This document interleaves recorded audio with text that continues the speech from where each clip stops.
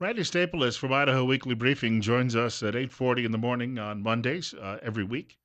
Bill Colley with you as well on News Radio 1310 KLIX and newsradio1310.com. I often refer to Randy as the Dean of Journalism here in Idaho. And Randy, that I don't mean to imply that you're really old, but I think that perhaps you could make a good argument that I think that you could make a really good argument that Randy Stapilus perhaps might be right now at this moment the longest tenured reporter covering Idaho news and politics. Would you agree with that? Would I agree with that? Yeah. I may have been. It may be at this point that there isn't anybody else that's been writing about it longer than I have, at least. There may be a handful of people still working at one of those community newspapers that have been around perhaps for 50 years, but I would imagine that at this point that as far as just the term of service, you might be the longest. It may go back a little bit farther. I'm not sure I know of anybody offhand that goes back to the or back further than the mid 70s. Not at this point. A few years ago, I would have said differently, but yeah, I guess that's probably true. With all that institutional knowledge too, I think you get a pretty good read on how people in Idaho react to certain stories. And we were talking off air about this latest scandal that has erupted involving one House member and one Senate member in Boise, where and apparently an angry wife got it stoked because she told a blogger that the two were having an affair. Angry ex-wife, I guess it is, that the other two were having an affair and that they may have used some travel money, state travel money. From what I was reading, it doesn't look like there's any discrepancy when it comes to the travel accounts. However, the embarrassment that this is going to cause these two candidates, you believe may well cost them this November at the ballot box. Well, at least it's a question. It'll be a matter of how do the voters react to that. Very often when things like this come up, there's more time in between when it happens and when the election is held, and it kind of gets pushed to the back of the mind. And here it's a little closer to the election, and people may be a little bit less likely to forget. Now, whether or not they consider this to be cause enough to be a firing offense, which is what it would be, is an issue. And because it's a general election and not a primary, what that would mean would be switching in each of these cases, switching your vote from a Republican to a Democrat. And certainly there are going to be a lot of Republicans who are not going to consider the offense to be serious enough to warrant doing that. So it will be in any event up to the voters and on how they react. The one other thing, though, that I guess that I would say that could be interesting to watch is to see if there's a difference in reaction between the two candidates in the two districts. The districts are a little bit different. One of them is in Canyon County and is probably more firmly Republican.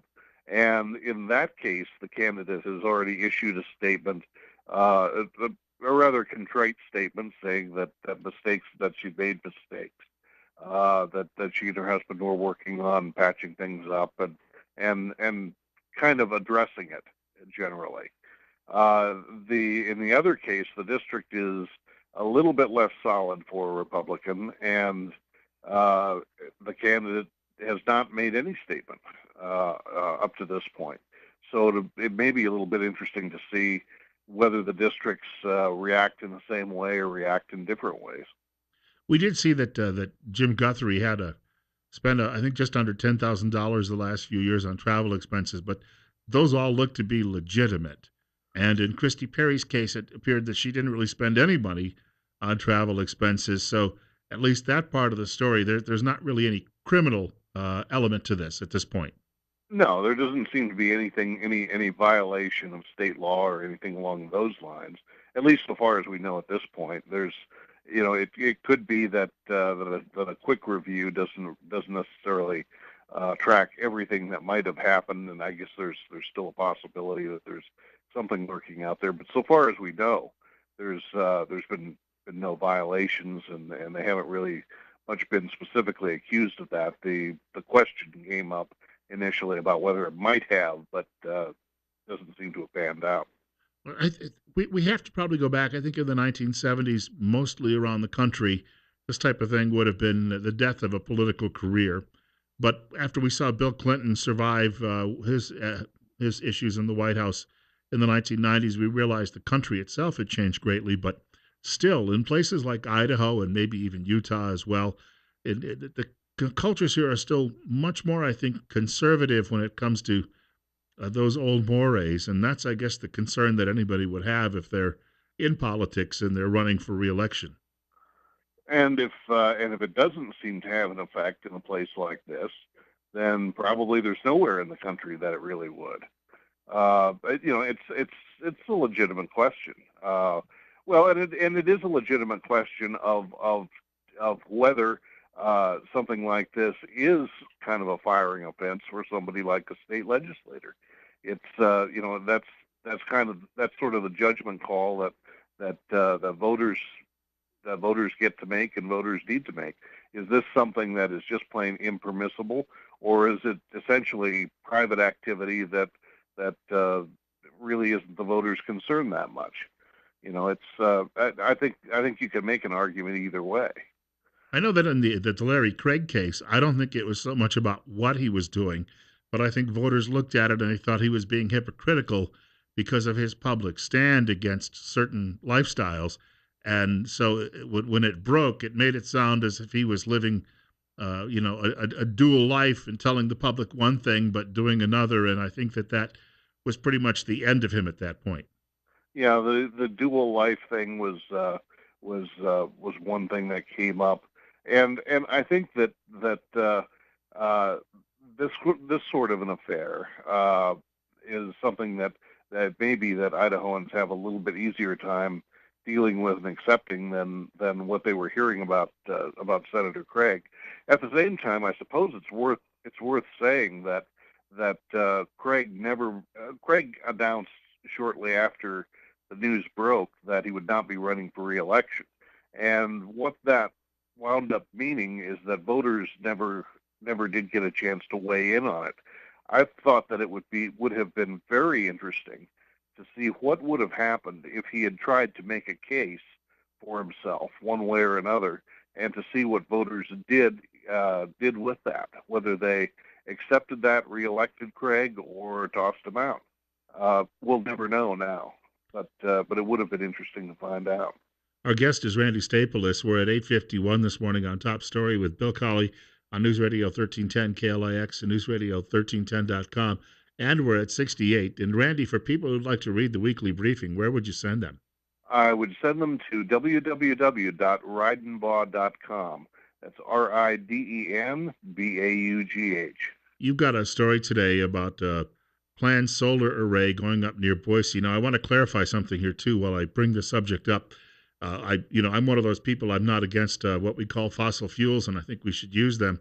On the other hand, I believe what is it, Dr. Macheo Keku said, where he said you got to use every option you have because we're going to need all of that energy.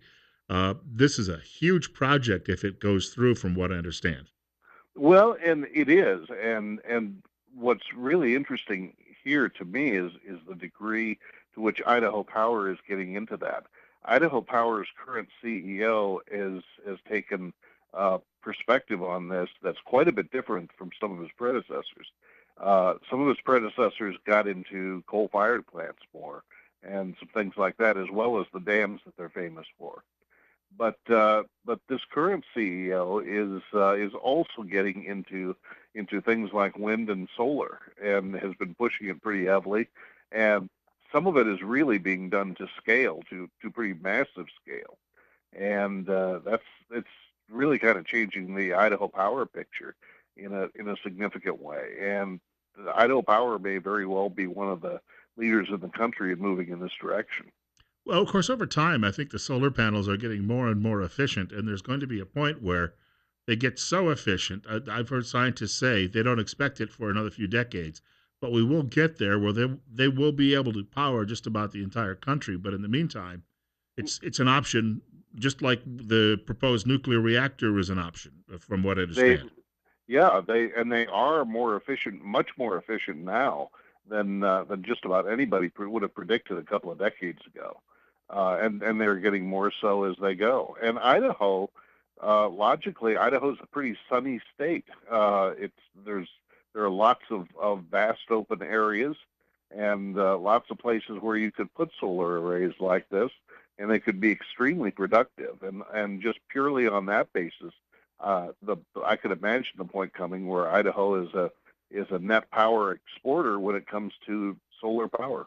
And maybe unlike some of the turbines, which have issues when it comes to birds and bats, these things would actually provide a little shade on those hot days for some of the creatures out there in the scrubland. I guess that's true. There in some of the scrubland, there isn't a lot of other shade to be had anywhere. It's 8:54. Randy Staples, our guest this morning on KLIX. A couple of other things too that I wanted to bring up. You mentioned that we've seen. Well, sometimes this does happen. You might see a spike in the jobless rate, but there's also considerable job growth going on in Idaho right now. Well, yeah, there was a in the last month there was a an increase in the job rate, but this is not in truth something that really is even very meaningful. The more relevant number is the increase in the number of jobs. The Anytime the jobless rate is somewhere around or below 4%, you have about as close to full employment as you can realistically get. That's in effect a full employment level, and it's where the jobless rate has been bouncing around is below 4%. So that's almost to the point of being statistically meaningless. The more important point is that the number of jobs has been growing, and that's kind of a hard specific number, and that's probably the thing worth more paying attention to. And of course, we talked a little bit earlier about every last bit of energy being important when it comes to revenue for the state of Idaho. They look for lots of sources, and some of them are smaller than others. But you also have an update today about the sale of the lots at Payette Lake, and it appears the state, if not a windfall, is bringing in a considerable amount of money. It's in the millions of dollars.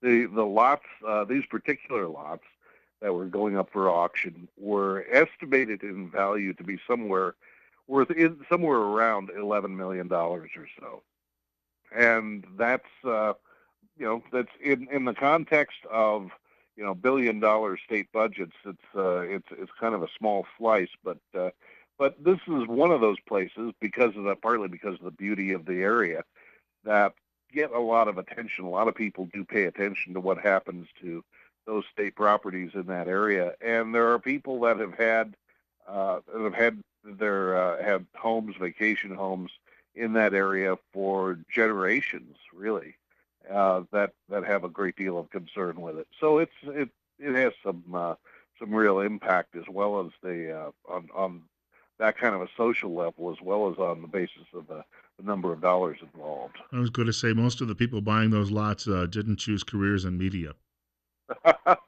That's probably true. Although there are some very well known people that have had over the years that have had lots out on the lake. People like J.R. Simplot, for example. Yeah, he chose the right career path. He did. Hey, Randy, quickly, what again is the website for people who would like to take a look? It is www.ridenbaugh.com. Ridenbaugh. Well, we look forward to chatting with you again next Monday morning. Good. We'll talk to you then. Take care, sir. Randy Staples joining us today on News Radio 1310 KLIX and newsradio1310.com. Bill Colley with you as well on Top Story. One more hour of the program is still coming up, and a number of things I'm going to try to squeeze in. It's going to be a bit of a busy morning. If I could, I've got a couple of notes. I just jotted this down on culture. That means we're going to talk a little bit about gender identity and sharing of bathrooms and the like. That's on the way in a couple of minutes. Also, just a quick reminder, Wednesday morning, Dr. Jonathan Tripp or one of his associates will be in studio with us from Tripp Family Medicine right here in Twin Falls, Idaho. I hope you can join us. We do this on a weekly basis with the medical pros. Gives you an opportunity also to ask a question if you've got a concern. You get a friendly voice on the other end, and that voice can point you in the right direction. And who knows, it could be a moment that could ultimately save your life. Tripp Family Medicine is located on Fillmore Street in Twin Falls, directly across from the main post office. They're still looking for new patients. and they often can see you on the very same day. If you call in the morning and you say you need to see someone, they can get you through that door. News is next from Fox.